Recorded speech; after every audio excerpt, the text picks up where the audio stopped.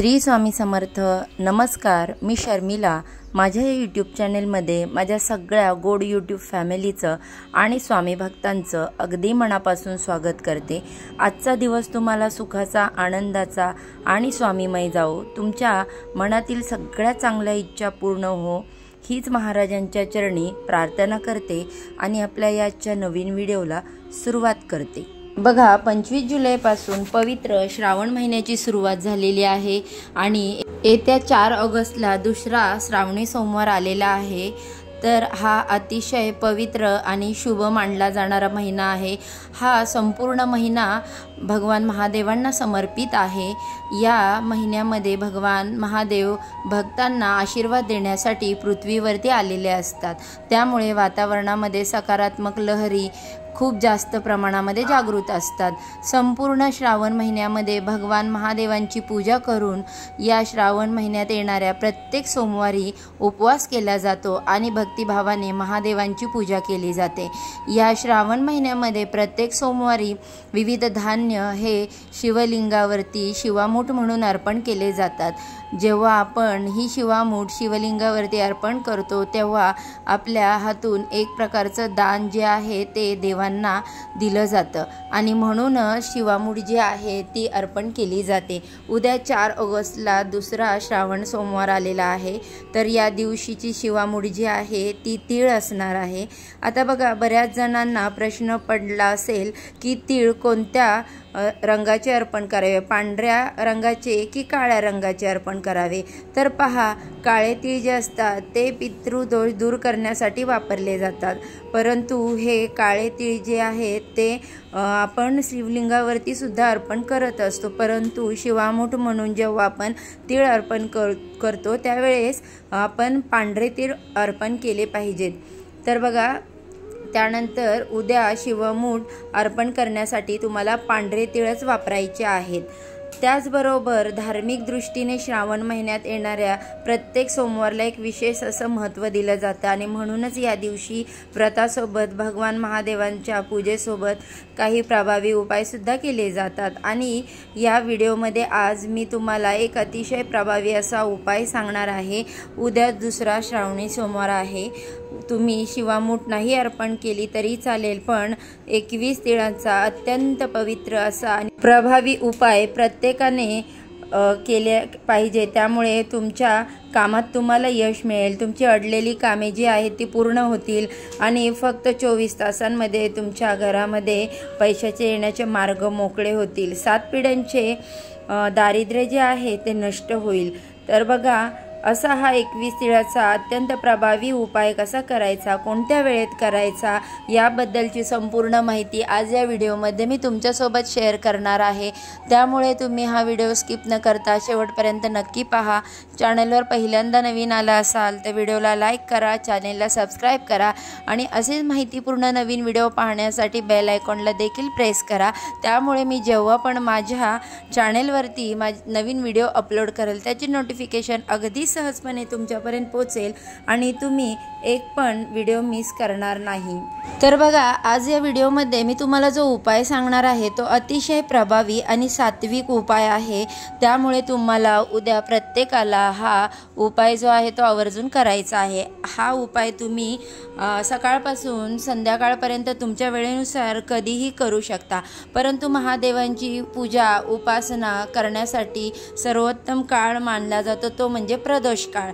प्रदोष काळ म्हणजे सायंकाळी सूर्यास्त होण्याच्या आधी 1 तास आणि सूर्यास्तानंतरची जी वेळ असते ती प्रदोष काळची वेळ असते आणि या वेळेला तुम्ही हा उपाय केला तर खूप प्रभावी मानला जातो। त्या उपायाचं तुम्हाला शीघ्र फळ प्राप्त होतं।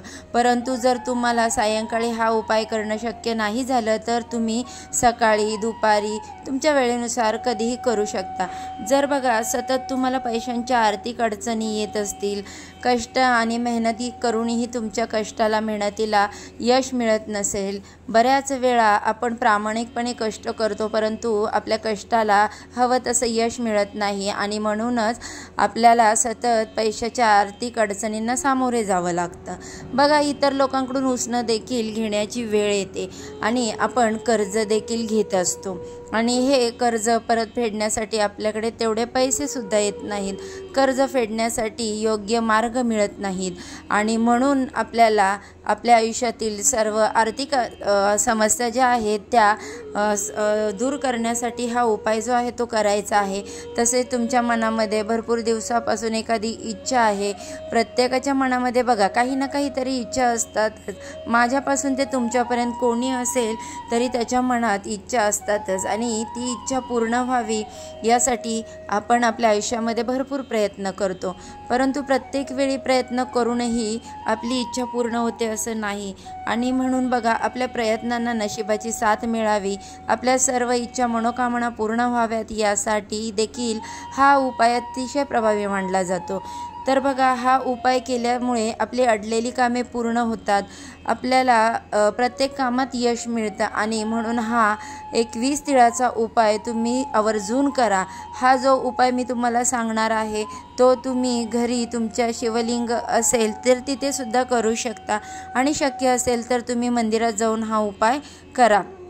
कारण बघा, मंदिरामध्ये ज्या सकारात्मक लहरी असतात त्या खूप जास्त असतात. कारण तिथे येणारा प्रत्येक व्यक्ती हा चांगल्या मनाने श्रद्धेने आणि तिथे नामजप होत असतात. वातावरण तिथलं पवित्र असतं आणि असल्या पवित्र वातावरणामध्ये आपण जर काही उपाय आणि सेवा केल्या तर ते खूप उपायकारक ठरत असतात. म्हणून शक्य असेल तर तुम्ही मंदिरामध्ये हा उपाय करा. जर शक्य नसेलच तुम्ही घरी शिवलिंग असेल तर तिथे हा उपाय करू शकता.